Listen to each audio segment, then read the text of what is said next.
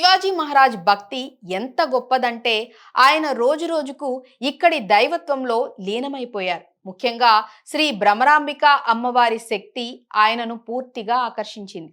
ఆయన అమ్మవారిని తన తల్లిలా, తన గురువులా, తన సర్వస్వంగా భావించారు. ఒక పురాణ గాథ ప్రకారం శివాజీ మహారాజ్ ఇక్కడ తీవ్రమైన తపస్సు చేశారు.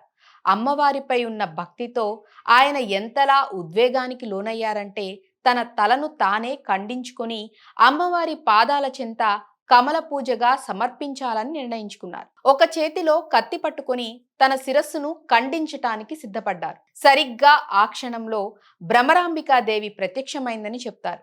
శివాజీ, నీ భక్తికి మెచ్చాను. నీ ప్రాణ త్యాగం ఇప్పుడు అవసరం లేదు.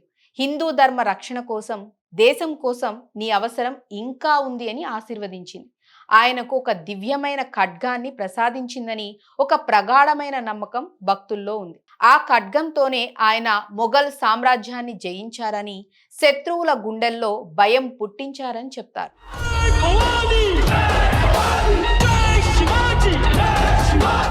ఆ అద్భుత ఘట్టం జరిగిన ప్రదేశం ఇది. మనం ఇప్పుడు నిల్చున్న ఈ నేల ఆ అమ్మవారి పాద స్పర్శతో, ఆ వీరుడి భక్తితో పునీతమైన నేల.